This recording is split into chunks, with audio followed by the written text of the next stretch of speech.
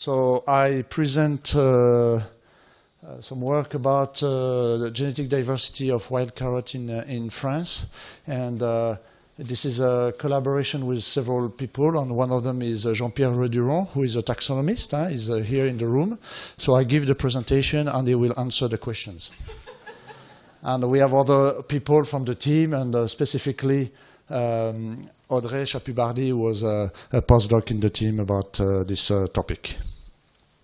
So just, you will see some genetic resources tomorrow in the field from the Carotte and Other Genetic Resources Network, which is a common effort with all people involved in Docus genetic resources, public and private.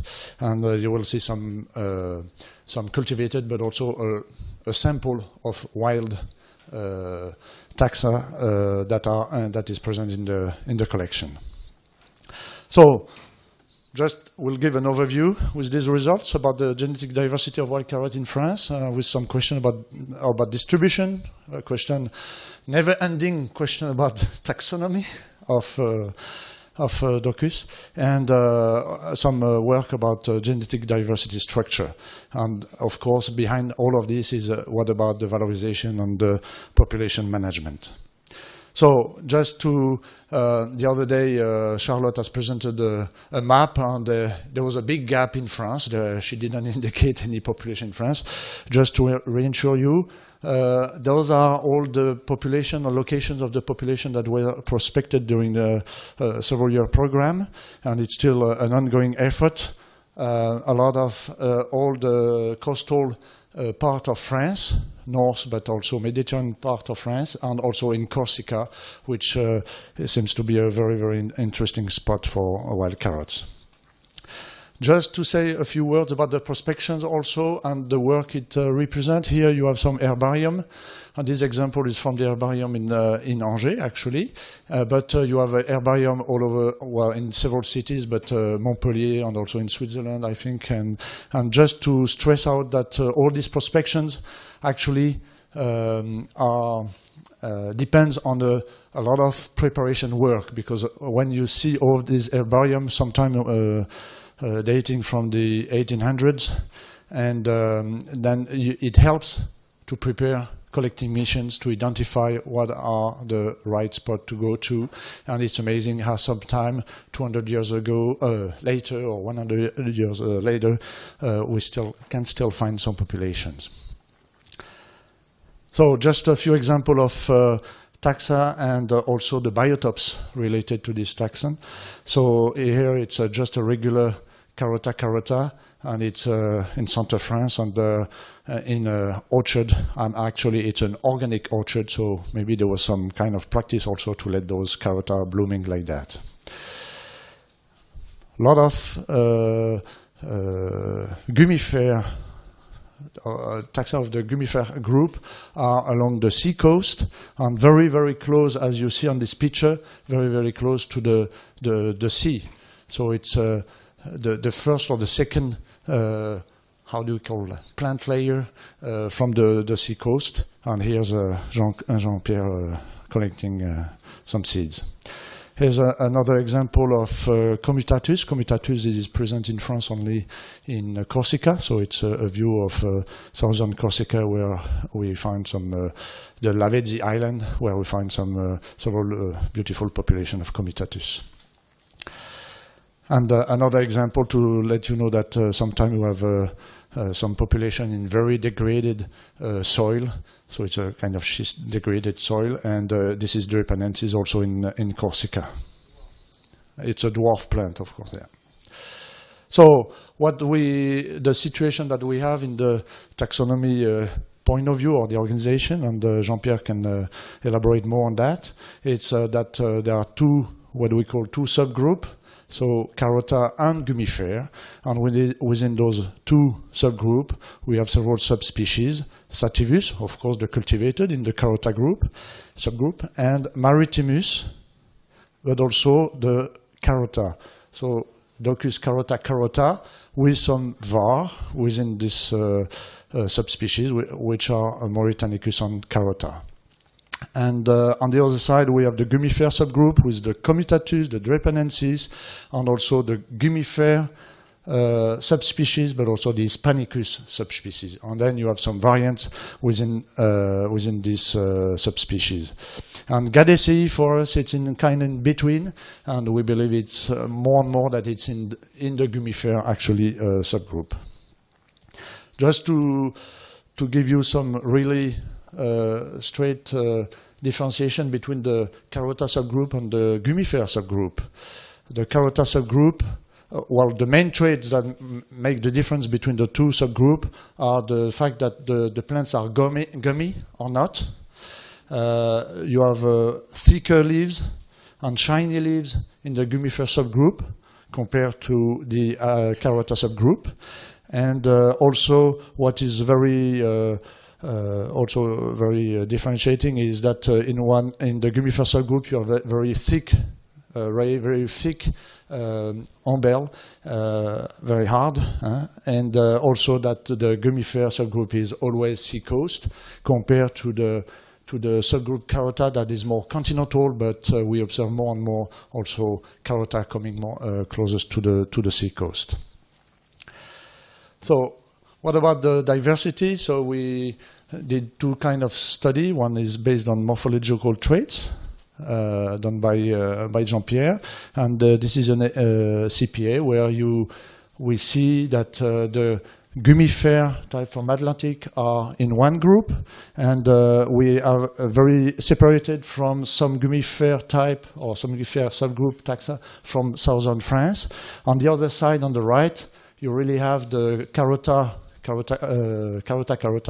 continental ones in France, and we see that they are separated from the others, but they are also that the diversity is lower than in the other group. And what is interesting also is the subspecies maritimus that is really different from the others, and with quite a large diversity, even if there are only 3 populations here. So based on microsatellite markers, there was a study conducted. So we used, as you may know, the structure software to see how the diversity is organized. And when you look for 2 populations, which was one of the 2 most probable division of the diversity, then you have a clear division between North and Atlantic coast population versus Southern France population, or Mediterranean population between Southern France and Corsica.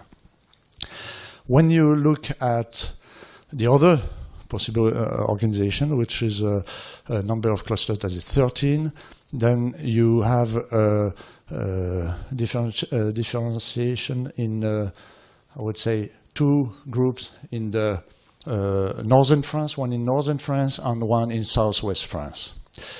So, but the most diverse area is really the Mediterranean coast, and with also some population in Corsica that are very differentiating from all other populations. When we look at a little bit more about sub-analysis, we took only the northern and the western population for sub-analysis. And what we observed is that there are effectively 2 groups, but some populations, and the color is not as clear as in my computer, we have 3 populations that are 2 gummifer and 1 Gadacei that are intermediate between the southern population and the northern population. But actually it doesn't recover, it doesn't have, the taxonomy doesn't support or explain, and the geography doesn't explain also this intermediate group. And when you look at the southern group, actually we have the same organization as in the overall analysis. And what is important also to say here that the groups are not overlapping with the taxonomy organization. So the SSR marker organization does not support the taxonomy that is based on morphological traits, and this already has been already a little bit discussed today or previous days. what we did also is to look at the distance. So with an index that is called FST. So we look at the distances 2 by 2 between all the populations. And actually, in general, populations are quite different from each other. So they are quite different. When it's red, it means that you have a significantly high distance, FST distance. So a lot of populations are quite different from each other on the population point of view. And what we are pointed here in color are the populations that have the highest accumulated FST, which means that they are the most different population from all the other population. So maybe there are original population that we should make sure to save and to maintain, but maybe there's something to think about. Can there be an anchor of some organization? We don't know. We need further studies for that. So some conclusion about this genetic diversity study. It's so the main aspect is the geographical structure based on distance and also really physical barriers. And in southern France, in Mediterranean coast, you have really some physical barriers explaining also the organization. The genetic structure is very different. Based on SSR is not supporting the taxonomic organization. And of course, we can discuss, and there will be some other presentation this afternoon to discuss about what type of marker or what type of combination of markers maybe would be useful to conduct this kind of study. Because we know that SSR marker are their own limitations also. So obviously there's a very high diversity in the Mediterranean area. So maybe compared to the northern France, and one hypothesis that could be interesting to go to investigate further is that of course the Mediterranean area, we know it's the main origin center of the Docus diversity, and we could think that the Mediterranean area is or shows a diversity that is from the origin, compared to the diversity in northern France that is a more recent colonization of this part with wild carotte. And maybe because it's only one group in the north and one group in southwest France, maybe this colonization was not based on a large diversity. So that would be interesting to know what would be the source. What we observed also, it's a lot of integration of gummifère seacoast population by carotta population. So Johan will speak about invasiveness of carotta compared to cultivated, but we are speaking about invasiveness of carotta in the gummifère group. And along the way, we've identified also a new or very original population that we will continue to look at carefully. Just a few also questions or ideas about this diversity. What we've done also is to cultivate those populations in agronomical conditions to know if the traits are stable from the nature to the cultivated field. And actually, most of the trait differentiating population on the morphological point of view are quite stable. I would say that where we have problems is when we have heterogeneous population with some kind of integration, so then it can behave a little bit differently depending on the growing conditions. An issue, and Thomas, his pictures were already illustrating that, is about taxonomical identification of what is in the collections. And I will not show pictures about cultivated accessions that are in the collection under wild carotte names. I will just show some example of problems of identification of what is in collections. Here it's an example about Gadacei, which is a very plagiotropic and a very low behavior plant, is in the left. And on the right, there are two accessions that were labeled Gadacei. And actually, they are typical gummifère. Another example is about Commutatus. The control was on the left here. And we have two that are Commutatus, but with more straight leaves. And then one, the third one on the right is a typical gummifère. So just to stress out that when we do those molecular biology studies, we need also to make sure first that what we have in hand. And it's also true for people who want to use some population to import some traits because there's a carotte fly resistance in some taxa or whatever, so we have to make sure that they are the correct ones. So we still believe there's an importance of morphological traits for taxonomy and management of this population, and that markers, SSR markers, or genetic diversity study based on markers are complementary knowledge to what morphological traits bring.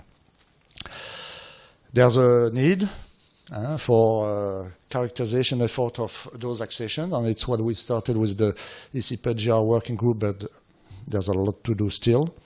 And of course, all together between this identification and also the diversity studies, we can set up a strategy for PGR conservation, and depending on if we think about origins, pool of origins, or if we are looking at population diversity and allelic diversity.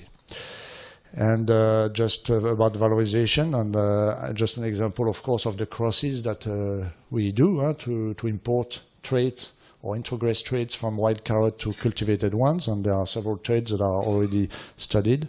And this is an example of a hybrid between wild and cultivated carotte, and that is also very convenient to look at some root traits, of course, or root resistance, easier than with the wild parent.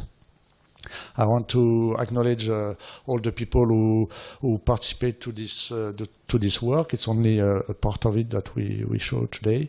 And I would like to stress out also the cooperation with botanical gardens or conservatory or botanical conservatories.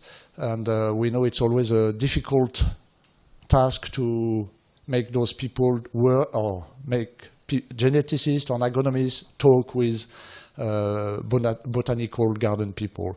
So this is an example, and thanks to Jean-Pierre, where those two kind of people would collaborate together on the issue of Docus. I would like to thank for your attention, get some questions, and just to introduce, I think the presentation of this session are very complementary together. About invasiveness, I talked about Joanne. Of course, the Spooner team and Carlos Arbizu is over there. There will be something similar, but on another scale, other type of markers, but also on the Docus level. And what is also a big question, because it's functional traits, and I'm happy that our colleague from Portugal are already looking at some functional traits, how they are distributed, the diversity, and this one about stress is probably very interesting. Just to, you have 3 posters also that are synteny is always a question that we have about synteny, so it's always a debate. And of course our colleague from Tunisia about the diversity of Docus from Northern Africa. There's a lot of probably work to do, and this should be interesting resources. And I mentioned also the 2 other presentation or posters that were related to wild relatives of carotte. Thank you for your attention. If you have questions, maybe I run out of time, but I can probably one quick question. Thanks for your talk, Emmanuel. Just to I have to mention one important wild trait from carrots introgressed into cultivated is cytoplasmic petalloid sterility too, just to add to the list. But the question I had for you is, how often do you find populations of clearly mixed subspecies, where you have clearly carotta and comitatus? And maybe a related question, how many populations do you find that are intermediate between some of these specific definitions? I would ask Jean-Pierre to answer to this question, not just because I think he's the right person. We try to find before homogeneous population to work before, because when we see a very heterogeneous population which are mixed between 2 or 3 subspecies, we avoid this because they are quite frequent, but we were able to find some protected population, naturally protected, because they are not the distance from the other subspecies. In fact, so important because for interpreting the results is so difficult if the population, the origin population is a mixed one. And maybe 10 or 20% of the population. Good. Maybe 10 to 20% of the population, we rate them kind of intermediate between 2 subspecies now? We have a lot of intermediates, but some intermediates are true intermediate, which are probably a new subspecies to describe. Yeah, exactly. Maybe not intermediate, in fact. Just they are different traits, exactly. Morphological traits. Okay. So there's a lot of work to do, because then in your map we have only the means of the fundings to take and to study about 10 or 11 population is the source of France, but there is more and more, and especially in Corsica. So there is still field studies and field prospection to do, and every prospection we find new population with different traits and different biological also traits. So yeah, it's amazing the diversity within this Docus carotta population. Especially in the west part of the Mediterranean area.